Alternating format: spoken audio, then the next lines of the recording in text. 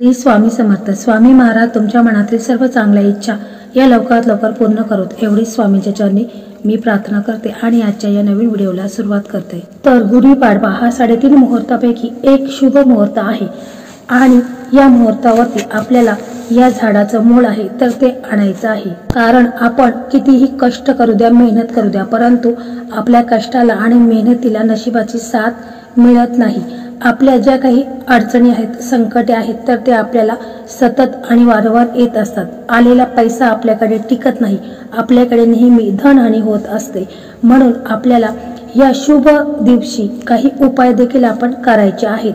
कारण हा गुढीपाडवा आहे तर तो पूर्ण दिवस शुभ मानला गेलेला आहे. त्यामुळे आपण हा जो उपाय करणार आहोत तर तो उपाय आपण सकाळी किंवा संध्याकाळी कधीही करू शकतो. आपल्याला या झाडाचं मूळ आणायचं आहे. त्यामुळे आपल्या घरातील जी काही गरिबी आहे, दारिद्र्यता आहे तर ती दूर होऊन घरामध्ये सुख, शांती, समृद्धी येईल.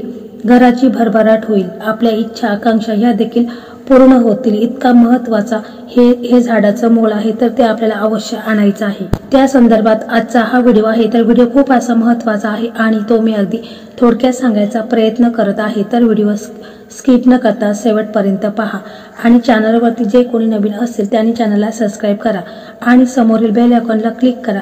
कारण की जे नवीन येणारे व्हिडिओ आहेत तर त्याचं नोटिफिकेशन हे तुम्हाला लगेच मिळेल आणि तुम्ही एक पण व्हिडिओ मिस करणार नाही. त्याचप्रमाणे श्री स्वामी समर्थ अशी कमेंट करायला अजिबात विसरायचं नाही. तर शालिवाहन संवत्सराचा हा पहिला दिवस आहे. वेदांग ज्योतिष या ग्रंथात सांगितलेल्या 3.5 मुहूर्तापैकी हा एक मुहूर्त आहे. या दिवशी नवीन वस्तू खरेदी, व्यवसाय प्रारंभ, नव उपक्रमांचा प्रारंभ, सुवर्ण खरेदी इत्यादी गोष्टी केल्या जातात.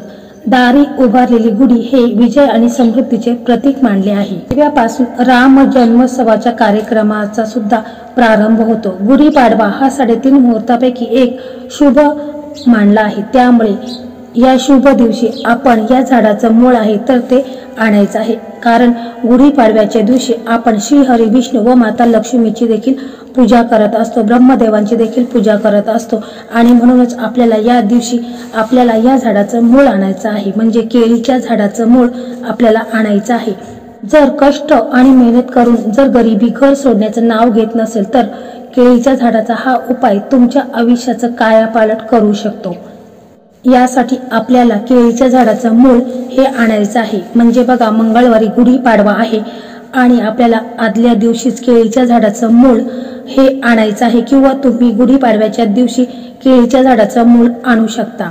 कारण या गुढीपाडव्याच्या शुभ मुहूर्तावरती आपण केळीच्या झाडाचं मूळ आणल्याने आपल्या घराची भरभराट होत असते. कारण केळीच्या झाडामध्ये प्रत्यक्ष श्री हरी, विष्णू हे वास करत असतात. त्यामध्ये त्याचे मूळ आणि पाणी हे देव गुरु बृहस्पतीचे निवासस्थान मानले जातात. गुरुवारी केळीच्या झाडाची पूजा केल्याने लोकांच्या सर्व प्रकारच्या अडचणी, समस्या आणि इच्छा देखील पूर्ण होत असतात. तर बघा, या दिवशी म्हणजे गुढीपाडव्याच्या शुभ दिवशी आपल्याला सकाळी ब्रह्म मुहूर्तावर उठायचे आहे. उठल्यानंतर आपण आंघोळ वगैरे करायचे आहे. स्वच्छ कपडे, म्हणजे तुम्हाला शक्य असेल तर तुम्ही पिवळे कपडे घातले तरी देखील चालेल आणि मग तुम्ही सूर्यदेवांना अर्घ्य द्यायचा आहे. तर ही संपूर्ण माहिती मी तुम्हाला मागच्या व्हिडिओमध्ये सांगितलेली आहे की सूर्यदेवांना आपण अर्घ्य कशा प्रकारे द्यायचा आहे, आंघोळीच्या पाण्यामध्ये आपण कोणती वस्तू टाकून आंघोळ करायची आहे. तर ही संपूर्ण माहिती मी तुम्हाला दिलेली आहे. तर बघा, आपली आंघोळ वगैरे झाल्यानंतर मग सकाळीच आपण आपली देवपूजा वगैरे करत असतो, दिवा लावत असतो. तसेच तुळशी मातेसमोर देखील आपण या दिवशी सकाळी दिवा लावायचा आहे. तुपाचा दिवा लावायचा आहे किंवा तेलाचा दिवा लावायचा आहे. आपल्या दारासमोर रांगोळी काढायची आहे. गुढी ही आपण सकाळीच उभारायची आहे. आणि बघा, हे सर्व झाल्यानंतर मग आपल्याला काय करायचं आहे की आपल्याला या झाडाचं मूळ आणायचं आहे. तर आपण काय करायचं, आदल्या दिवशी पण तुम्ही ह्या झाडाचं मूळ आणू शकता किंवा तुम्ही गुढीपाडव्याच्या दिवशी सकाळी जर गेलं तरी देखील चालेल. आणि मग तुम्हाला काय करायचं, जाण्यापूर्वी तुम्हाला पिवळे कपडे घालायचे आहेत आणि मग तुम्हाला एक तांब्या भरून पाणी घ्यायचं आहे. हळद, कुंकू, अक्षता घ्यायची आहे, दिवा घ्यायचा आहे आणि एखादं फूल, पिवळं फूल असेल तर ते तुम्ही घेऊन जायचं आहे. तिथे गेल्यानंतर तुम्हाला काय करायचं आहे की प्रथम आपल्याला केळीच्या झाडाला पाणी अर्पण करायचं आहे, दिवा लावायचा आहे, अगरबत्ती लावायची आहे. पिवळी फुले असतील तर ती अर्पण करायचे आहेत आणि मग तुम्हाला हात जोडायचे आहे आणि मग म्हणायचं आहे की हे विष्णू स्वरूपा केळीच्या वृक्षा, मला माझ्या आर्थिक अडचणी ज्या काही आहेत, जी काही माझी गरिबी आहे, दारिद्र्यता आहे, तर ती दूर करण्यासाठी मला तुमचं हे मूळ हवं आहे. तर मला माझ्या सर्व इच्छा मनोकामना ह्या पूर्तीसाठी, माझ्या घरात सुख समृद्धीसाठी मला तुमच्या झाडाचं हे मूळ हवं आहे. तर ते नेण्याची मला परवानगी द्या आणि तुमच्या सोबतच माता लक्ष्मी देखील माझ्या घरामध्ये निवास करू द्या. अशा प्रकारे तुम्हाला तुमच्या मनामध्ये जी इच्छा असेल तर ती तुम्हाला श्री हरी विष्णू स्वरूपात केळीच्या वृक्षाला म्हणायचं आहे. बघा, तुमची कोणतीही इच्छा किंवा मनोकामना असू द्या, कारण या सृष्टीचे पालनहार श्री हरी विष्णू आहेत. त्यामुळे कोणतीही तुमची इच्छा असू द्या, ते पूर्ण करण्यास ते सक्षम आहेत. आणि मग त्याच्यानंतर एखाद्या लाकडाचा तुकडा घ्यायचा आहे आणि केळीच्या झाडाच्या खाली माती थोडीशी काढायची आहे आणि अगदी सावकाशपणे, ते झाडाचं मूळ आहे तर त्याचा थोडासा तुकडा आपल्याला घ्यायचा आहे. झाडाला इजा न पोहोचवता आपण अशा प्रकारे झाडाचं मूळ काढायचं आहे. कैचीने किंवा चाकूने तुम्हाला ते मूळ काढायचं नाही. अशी चुकी अजिबात तुम्हाला करायची नाही. त्याच्यानंतर तुम्हाला हे जे मूळ आहे तर ते पिवळ्या कापडामध्ये बांधून घरी आणायचं आहे.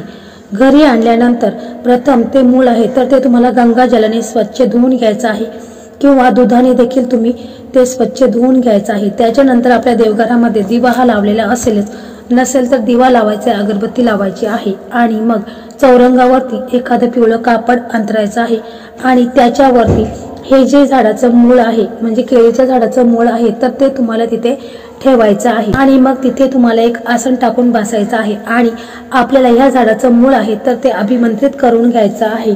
तर त्यासाठी आपल्याला हा मंत्र म्हणायचा आहे, ओम ग्राम ग्रीम ग्रोम सह गुरुवे नमः. मंत्र पुन्हा एकदा ऐका, ओम ग्राम ग्रीम ग्रोम सह गुरुवे नमः. हा मंत्र तुम्हाला 5 माळी याचा जप तुम्हाला करायचा आहे. 1 माळ करू की 2 माळ करू असं नाही, तर 5 माळी जप तुम्हाला अवश्य करायचा आहे. कारण हा जे मूळ आहे तर ते आपल्याला अभिमंत्रित करून घ्यायचं आहे. तुम्ही रुद्राक्षाच्या माळेने करू शकता किंवा तुळशीच्या माळेने देखील जप करू शकता, परंतु तुम्हाला 5 माळी जप हा अवश्य करायचा आहे. कारण हा मंत्र इतका पॉवरफुल आहे, इतका चमत्कारिक आहे की यामुळे जे मूळ आहे तर ते अभिमंत्रित होते. त्याच्यानंतर जप केल्यानंतर मग तुम्हाला पुन्हा दिव्याने जे झाडाचं मूळ आहे, म्हणजे केळीच्या झाडाचं मूळ, त्याला ओवाळून घ्यायचं आहे. हळद कुंकू अक्षता अर्पण करायची आहे, एखादं फुल अर्पण करायचं आहे. मग हे सर्व झाल्यानंतर तुम्हाला काय करायचं आहे की हे जे मूळ आहे तर ते मूळ तुम्ही तुमच्या एखादा ताबीज घ्यायचा आहे, त्याच्यामध्ये देखील ते मूळ ठेवायचं आहे आणि लहान मुलं असेल किंवा मोठी मुलं असतील तर त्यांच्या दंडावरती देखील हे जे ताबीज आहे तो बांधायचा आहे. किंवा तुम्ही सरळ काय करायचं आहे की एक डब्बी घ्यायची आहे, त्या डब्बीमध्ये तुम्हाला हे जे मूळ आहे तर ते व्यवस्थित ठेवायचं आहे, पिवळ्या कापडामध्ये बांधून घ्यायची आहे आणि ही डब्बी तुम्ही तुमच्या ज्या ठिकाणी तुम्ही पैसे ठेवता त्या तिजोरीमध्ये तुम्हाला ही डब्बी व्यवस्थित ठेवायची आहे. तसेच तुमचा जर व्यवसाय असेल तर त्या व्यवसायाच्या ठिकाणी गल्ल्यामध्ये देखील तुम्ही ही डब्बी आहे तर ती पिवळ्या कपड्यामध्ये बांधून तुमच्या व्यवसायाच्या ठिकाणी गल्ल्यामध्ये ही डब्बी ठेवायची आहे. तर खूप प्रभावी आणि चमत्कारिक हा उपाय आहे.